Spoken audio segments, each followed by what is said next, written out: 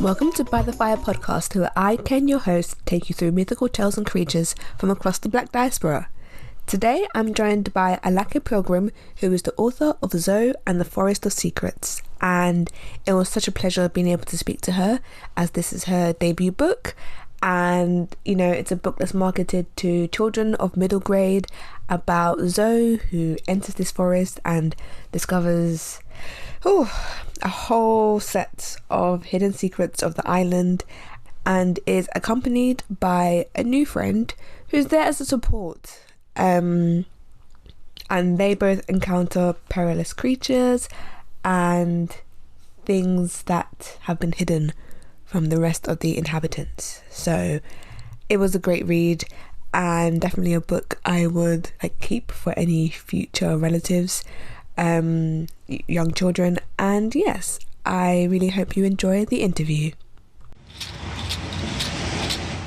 Hello and welcome to By the Fire podcast. I am joined with the amazing Alake Pilgrim, who is author of Zoe and the Forest of Secrets. Thank you, Alake, for coming. Hi, thank you for having me. How are you today? I'm actually really doing well. It's sunny where I am and it's a good day. How about you? I'm fine, thank you. So, Alake, you are from Trinidad, and I mentioned you wrote Yeah. Zoe and the Forest of Secrets, and this is your debut release. How are you feeling about having it out? Gosh, just hugely relieved and so happy to be with Nights of. They've been a dream.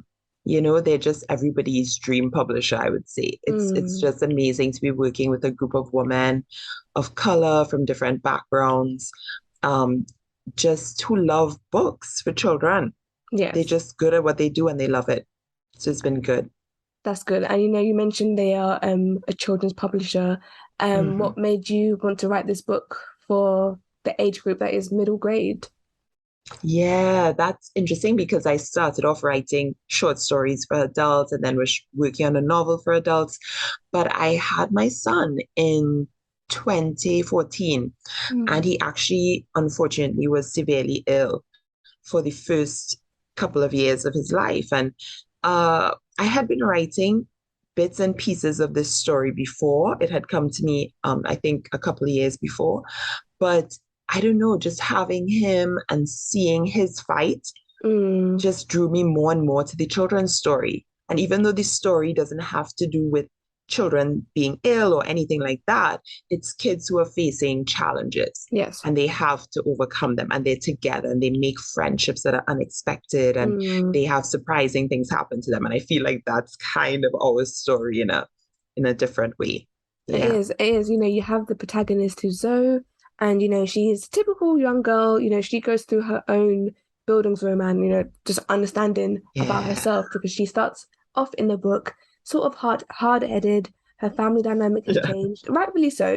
She just has a whole new family dynamic from what she's known, and then Yeah. she decides to go into this forest, and not only has to battle perilous creatures, but she has Hmm. to also have internal battles with herself, learning more about herself and her abilities and her Yes. relationship with others. So I see the connection with you and your child as well.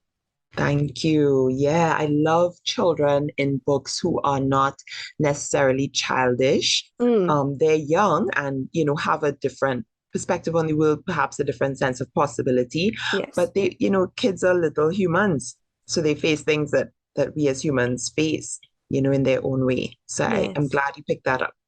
yes. And Yeah. she's very intelligent. She's very in touch with Hmm. her environment around, and you do an amazing job painting a picture, world building. I think it's very difficult for authors to Thank be able to you. build a world, especially one that won't be familiar with quite a few of your readers. So, for Hmm. example, me reading this, I was born in the city of London, so I'm very much Hey, urban. I'm, a I'm city Nigerian, girl. like very much urban lifestyle. We have one forest nearby, that's pretty much it. I'm Yeah. aware of, back home being Nigerian and the Ah. forests around and our relationship with the nature there. However, I'm still quite far removed from, having that environment around where you know what's safe to eat, you know what's safe to touch, you know what things you should be away from. So I loved what you did with building the world which was the forest that Zoe was in, it really did paint a picture. And she, like you said, she's so intelligent. And I think one thing that really struck me about her and her relationship with the forest was there was that underlying theme of, the climate and what humans are doing Mm, to the climate around.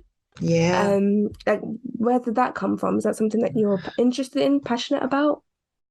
Well, I think everyone should be, Mm, I think there's this weird thing where sometimes environmental issues or things that have to do with nature feel like they belong to people who call themselves environmentalists or mm, people who are even like heavily, into outdoor adventures or eco adventures. But I feel like we all are part of nature. It's mm. just what it is, like this is, even if we live in a city, we are literally dependent on every living thing around us, human and Yes. otherwise. And so I think if it shifted a bit to all of us feeling that way and Mm, feeling that connection, then maybe we would treat the world around us differently, yes. rather than feeling like it's a specialist idea. So I myself, I'm not I've hiked, I've gone into the countryside with my dad. I've just kind Mm, of like Zoe, my dad used to take us on trips all around the island when we were children. He was a nice. driver, like we call it maxi taxi, but it's the equivalent of a bus. He would Okay. drive that at one point in his life. He's done many things, and he would take us on that maxi taxi to all different parts of the island. And that was my introduction to different parts of the island from where I lived, because I Yes. also lived in a somewhat semi-urban place. Okay. But a few steps away, not that far away, because it's a small island, is nature. I mean, what we call nature, right? Like the forest, the trees, the northern range. And I don't know, it just struck me that it doesn't have to belong to just one small group of people. Mm, This is, if we think of it as all of us belong yes. here, then we would treat it like home, right? Yes. Yeah, yeah, No, that's how exactly. I I feel. mean, and like you said, with your father taking you around through the nature, did that like Yeah. really was that experience as a child inspire you to really talk about all these plants that you've mentioned, all the Mm, fruit? I mean, I learned a lot reading this book. 'Cause I'm no botanist, I'm no, same. I so when I was reading it, I was just like, okay, what's this? What's this creature? What's this plant? What does it do? So it was really nice just to see like your depiction of the nature, and especially important because it was specific and regional to Trinidad, Wow. you Well, know. I appreciate that so much. And I love what you did for Black Botanist Week, that collage of the different Mm, plants and herbs mentioned in the book. thank you. It's Yes. on Ko-fi, right? Is it Ko-fi or Ko-fi? Kofi, yes. Ko-fi on Ko-fi.com. Because well, that one came a little bit more from the woman in my life.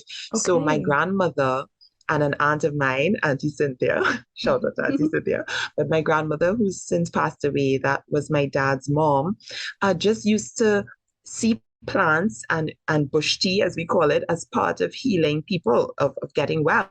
So nothing official, but when her children were sick or her husband was sick, she would rub them down. She would make a tea. She knew Mm, what the plants were useful for. And yes. my aunt also has some of that knowledge as well. And so I would ask, I asked, especially my aunt, she's somebody that I still would ask if my son isn't feeling well for some reason, I might Mm, ask her, what's good for that, auntie? What's good for a cough? What's good for a tummy ache? And she knows. And I wish I had more of that knowledge. And I wish we kind of passed on more of that yes. knowledge to each other. But yeah, Well, I'm it's in the trying. book now. It's in the It's book. It's there. I've It's there. shared it And people could online now, research more. so Yeah. it's written, so it's not lost Yeah. anymore, which is really good. And speaking of plants, my favorite bit in the book, I'll just read this quote. It Oh, says, "I thought for a moment about Miss K's stories of ancient spirits living in the silk cotton tree. Terrible things happen to the people who disturb those trees, at least in stories. Here it looks pretty harmless." So I read that bit and I thought, oh my gosh, my fave. Like the silk cotton tree is so iconic. That was my int iconic, right? In the diaspora yes, and on the everywhere. continent as well. Exactly, yes. That's awesome. Yes, that Hmm. was my introductory episode for my podcast and reading about Wow. how, this tree is also spoken about in Ghana, so in West Africa, Wow. it's also in the Caribbean, it's more in Trinidad as well.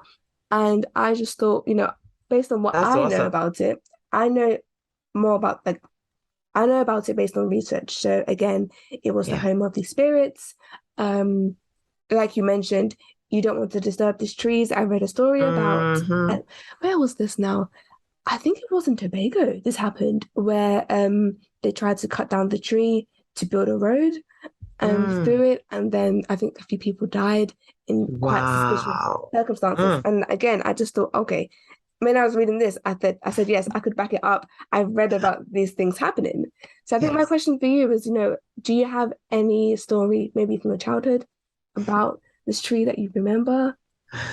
I don't have a story personally about a silk cotton tree. I Mm, have those same stories from others. I have those yes. same anecdotal stories that you mentioned, right? Mhm. Just hearing about it. And you know what I love about those stories is, again, it's that connection to the world around us, right? Yes. So basically, it's this idea that even our ancestors realized that we're connected. You know what I Mm, mean? And that, even a tree isn't to be treated with complete disrespect or isn't to be mm, treated as if, oh, we cut it down, it doesn't matter.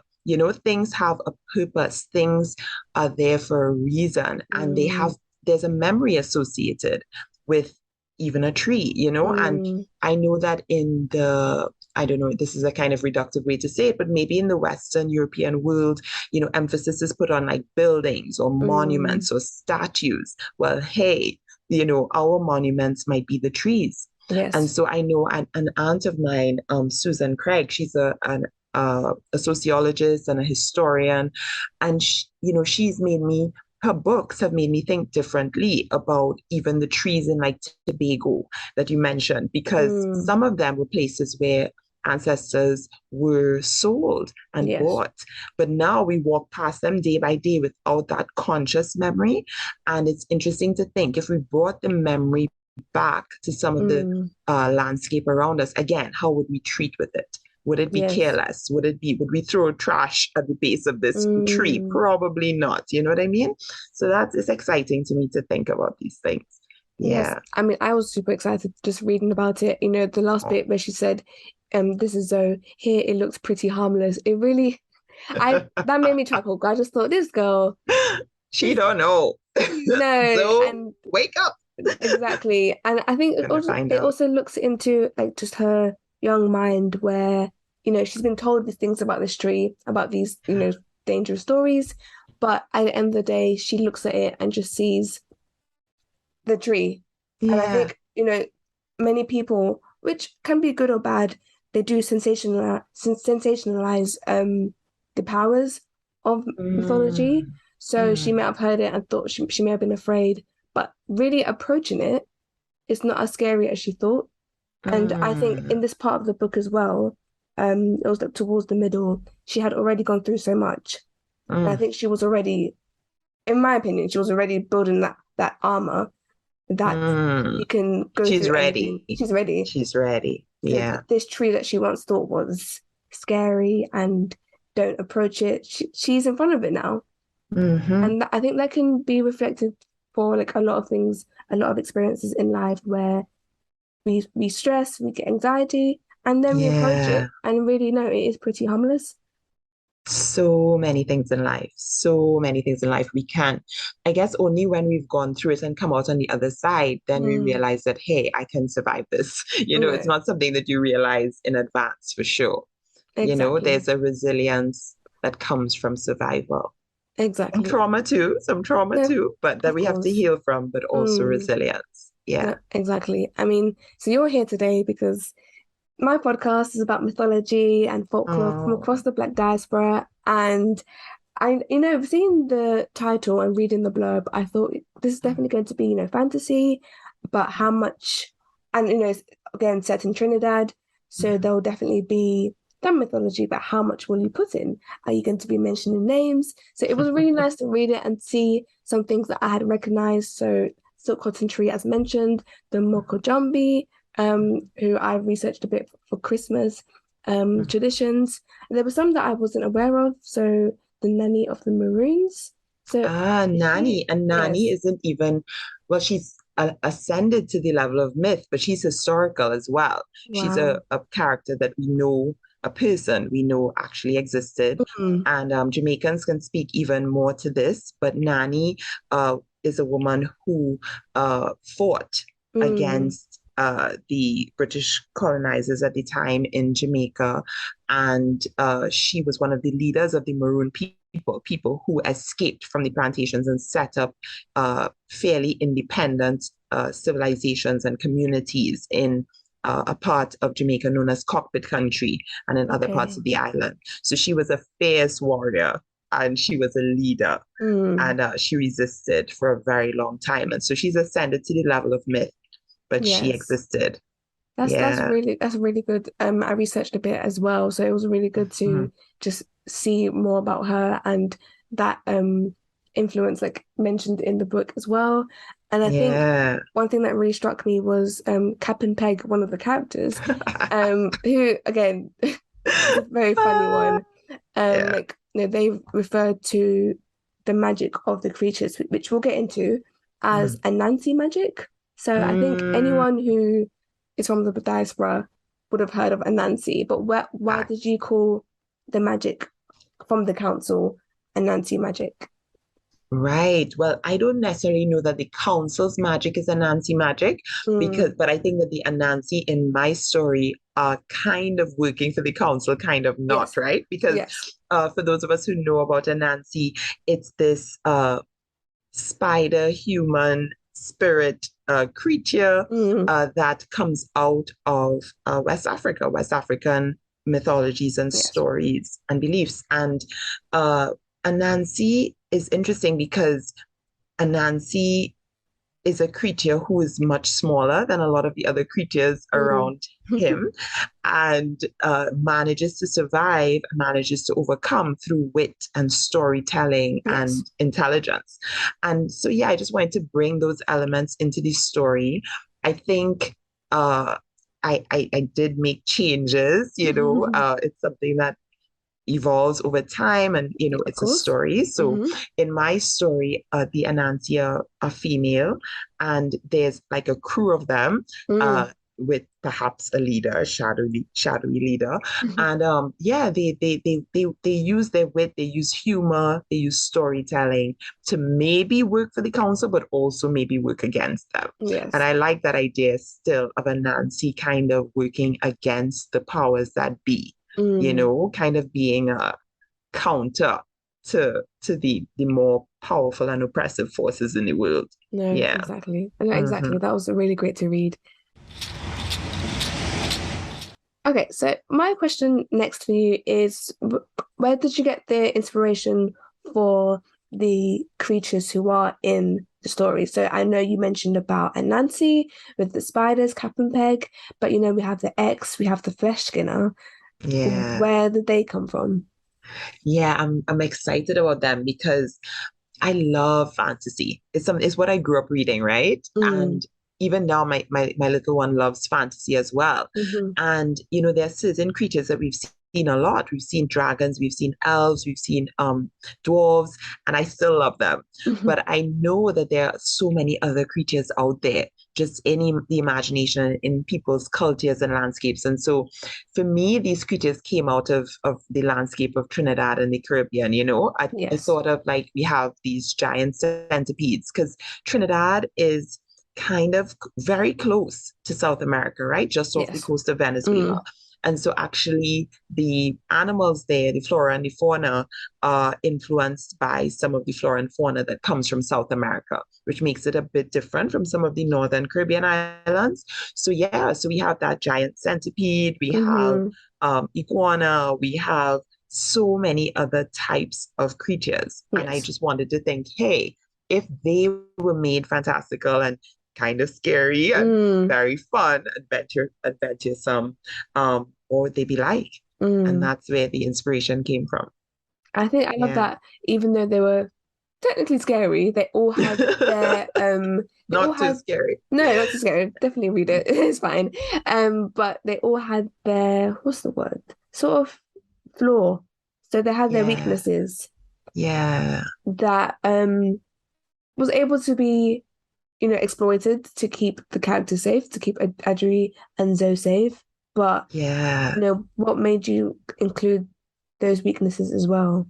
You know what? I also really love stories where even the antagonist Mm, isn't all like that was the brilliance of Black Panther, right? Well, one of the yes. brilliant things Mm, about Black Panther that, you know, I felt like I identified with Killmonger and mm, connected to him in a way as much as the protagonist, the main character, yes. Black Panther. And so I love those stories because Mm, really isn't life complicated? Aren't creatures and people more than one thing?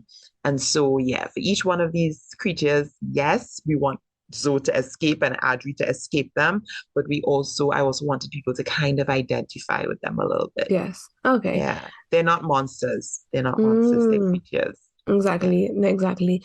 And I think language is important. I try to um be mindful about how I call the people, creatures that I talk about on the podcast, because while some do have like bad intentions and even worse Mm, impact, um, a lot are just they have a relationship with nature, with humans, with spiritual elements, and they've already been demonized in the past by, mm. religious escapades, by colonizers, by missionaries. So it's sort of important, kind of important to also be mindful of, like, language That's and so interesting because mm, that not monsters idea came to me from a friend of mine, Shakira Bourne. She's a mm, writer and she's written a book I recommend everyone read called Josephine Against the Sea. And it's set in Barbados, her home island. okay. And her antagonist is like a watery, Mami Wata Mm, kind of creature who comes out of the sea. And, in her process of doing her publication, she really brought that up, like I don't want this antagonist to be presented as a monster. And that really struck me and I mm. appreciated that. So thank you, Shakira. Um, it's been really interesting because I am influenced by a lot of things. I mean, you mentioned, and it's true, like the demonization of pretty much anything Africa, let's Mm, face it, in the world. And I have experienced that, I've seen it. And at the same time, I personally identify as Christian. That's my background, my beliefs, yes. right? My own relationship with God. And so Mm, navigating that space where unfortunately so much of um, the establishment of Christian religion has been used to demonize and to degrade my people. It's been an interesting journey for mm. sure. For No, sure, for sure. no, of course. Mhm. I think moving on a bit, I wanted to Yeah. ask, who do you have a favorite character in the book? Oh, wow. A favorite. Hmm. Okay. Or maybe Hmm. either favorite when you were creating, or after reading the Yeah, book, you think, yeah. You know what? Okay, I think I have three characters that I don't know, I'm just drawn to. I'm really drawn to Adri. yeah, There's more to Adri, and it's gonna come in other books because I don't know, I in a weird way maybe feel like some personality traits of Audrey's are more mm, akin to mine than Zoe. Like Zoe is super brave to me and yes, courageous in some ways that I don't necessarily see myself as. mm, Audrey, I think, at least like the fact that he has so many layers. There's a layer that seems like he's scared, and then there's more to him. yes, I identify with him. I like him. And then Captain Peg. I don't know. mm, Captain Peg is irreverent, funny, rude, feisty, may have been a pirate in a past spider life. Like, who is this character? She's hilarious to me and yes, fascinating. And then there's the flesh skinner. I of course don't want to give things away, but I just feel like that idea of an antagonist, as we said just now, not being just one thing, mm, that's pretty cool. And and yes, and these are all characters that surprised me. I don't know if other writers, I'm sure other writers experience this, where you're writing and you have an idea of how a story will go, or what a character is, or who a character is, and then all of a sudden you find your fingers typing and you're like, what? yeah, And I love those moments in reading and in yes, writing to be yes. surprised. Yeah. No, I agree. I mean, for me, I was drawn to Yara because with her, there's always been a layer of, like, mystery. Yeah. Even when she was introduced, I just thought, okay, who is this character? What are her intentions? Yeah. And there's been a lot surrounding her. Sometimes I found it difficult to support her because at the end of the day, I'm I'm also that kind of reader who's somewhat always team protagonist. I really want Zoe to be safe. Yeah. I want Ivory to be safe. And sometimes then Yara got in the way of that. But Yeah. then when you know her heart and her reasons, you understand why she does the things that she does. Yeah. So, Yeah. There's a reason. There are mm, reasons. I love Yara. Yara's another person that I can't let go of. She has to come back in other yes, books, that because would be she nice. has she has for sure a deep, deep story. Yeah, Yeah. no, of Yeah. course, yes. And where would books aside, I think for the future, could we know a sequel is coming? Hmm. Um, that's next year, isn't it? 20. Pray for me. I'm writing it right now. Oh Just be like, goodness. send good thoughts and prayers because I need them. Oh, always, Yeah. always. Hmm. But where would you like your books to reach? This book is, like we said, is middle grade to young children. Mm. Um, where do you want maybe the next book or any future books to reach? Because you've already done adult fiction, you've done Yeah. adult short books, you were in New Daughters of Africa, which I actually have. Oh my So gosh, I love I that collection. I went through the contents page, I went through the dates, and I saw your name. And I thought, oh my goodness, wow. Yeah, I've That's read exactly how I some. felt Yes. being in it. Yeah. You've had that experience already. You've been featured in amazing anthologies. So Thank you. where would you want your future books to reach? Yeah, everywhere, everywhere. Yes. What's that show? Everything, everywhere, all at Yeah, once, all at once, everywhere. yes. Really, I, as I said, I grew up reading fantasy adventures. I grew up reading the C.S. Lewis's and of course the Chronicles of Narnia and so Mm, many others. And now as an adult, quite frankly, I still love them. I still love finding, and particularly now that we have stories that are set all around the world by people from different backgrounds. That's what I read, in addition to reading, what people call more literary fiction. And even these divisions, right? They don't necessarily need to happen in people's lives hmm. and on their bookshelves. And so I think it would be great for children to love these books and to connect with them. And it would also be cool for those adults who are into this kind of thing to Mm, just enjoy it as well. I mean, my aunt Lorna Pilgrim is a poet, and my dad is a prolific reader, and they both read it. And I hope they're not biased, but they said, yeah, we enjoyed it as adults. We enjoyed it yes. as adults. So that's what I'm hoping happens. The No, other thing I'm hoping happens, and I'm just putting it out there because I believe in, it's important to say what you want. yes. I really would like this to be made into a film and a series.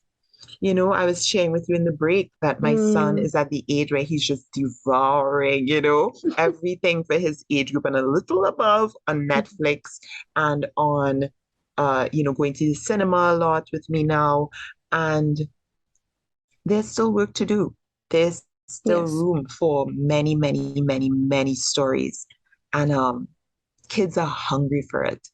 Like Yes. he will watch the same thing over and over because there's not necessarily something else just yet for his age group to go to.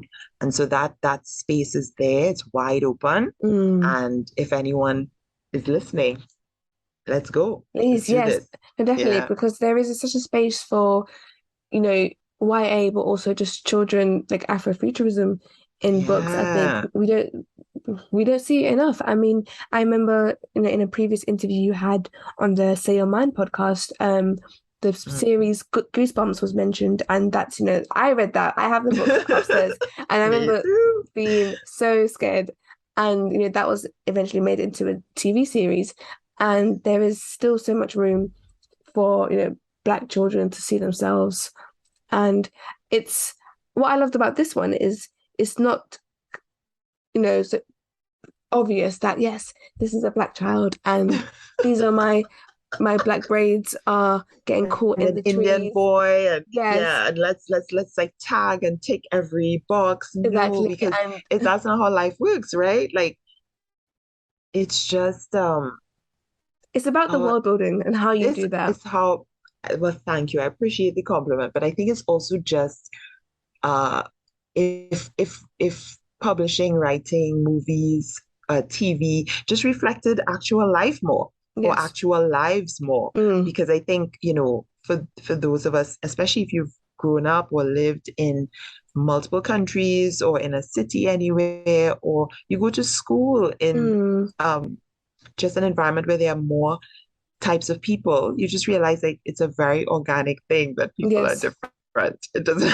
it's not, it doesn't have to be that stilted. And so Trinidad, fortunately, and I'm really grateful for the fact that Trinidad is a place that through an unfortunate history, right, Mm, colonialism, actually brought people from all around the world. And mm, so now I have a friend who came to visit me years ago, and she said, "My God, it's the first time I got on a plane, and I felt like no one would know that I was a tourist or that I didn't belong because yes. pretty much anyone can look like they come from Trinidad, and that's a great thing, and I think I just want to bring that out in these stories more as the series progresses in a very real and natural way, because that's Yes. what life is like. Exactly. I mean, I read online a lot of minority authors, Black authors Mm, do struggle with creating books with Black protagonists because I've heard some people mm. say they just find it difficult to make it clear that this is definitely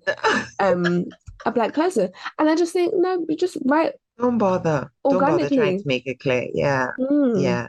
Yeah. Because I mean, there's not one black person, there's not one no. thing that is black. So just, yeah. And I think those are the books I love, where Mm, people write themselves, or they write from themselves, or they write from others that they know and yes. they've met, and um people are allowed to be themselves.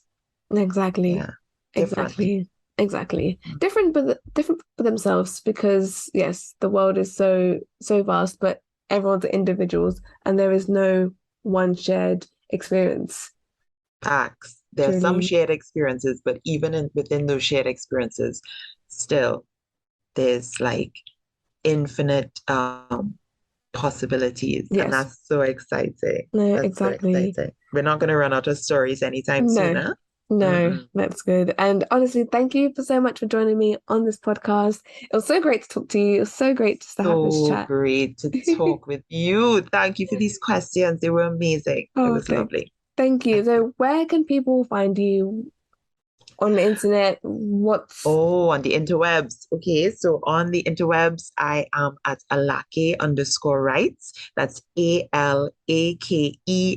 ALAKE_writes, as in writing. And that's on Twitter and Instagram. Yeah. And Nights of is also on social media, definitely yep, _Nights of. And I would say check out the entire catalog, every book amazing, every author, fascinating stories. Check them out. okay? And where Yeah. can people find your book? Where can people So they can purchase? find it in any UK bookstores. They can find it online at Bookshop, UK Bookshop, which Mm-hmm. supports local and independent bookstores. And of course, Waterstones. Of Mm. course, for those who are outside of the UK, though, I know people have been asking, and you can get it at bookdepository.com. They actually have free worldwide shipping. So I've recently sent books to someone in India. Friends of mine have bought it in Europe, other parts of Europe, and in South America. So check out bookdepository.com. Thank you. And that's Thank you. Alake Pilgrim, author of Zoe and the Forest of Secrets. We are going to be on the lookout for the sequel, so don't sleep. Oh It's gosh, coming. girl, no sleep. Thank you, Ken. Thank you No so sleep. much. Be sure to rate and comment on Apple Podcast and follow on Spotify. You can also listen on SoundCloud and YouTube and use the hashtag BTFpod so we can continue the conversation online, and I look forward to you joining me for the next episode. Follow at bythefire_pod on Instagram, TikTok and Twitter, as well as By the Fire Podcast on Facebook. You can also join my free mailing list where I post a video with extra information relating to this episode. And if you'd like to financially support, you can support my Ko-fi, KO-FI, where you'll be able to access behind the scene footage and transcripts of every story, depending on which membership tier you join. If you have a creature of folklore you'd like to hear or would like to be a guest on the show, send a submission on my website www.bythefirepodcast.com. If you scroll all the way down, there'll be a submissions box where you can send me your ideas, and yeah, I'd love to hear from you. Next week, I'll be sending an email to those in my mailing list where they'll be able to receive all these extra tidbits, and yeah, if you want to be a part of that, get to it. Otherwise, I can't wait for you to join me again in 2 weeks' time by the fire. Bye!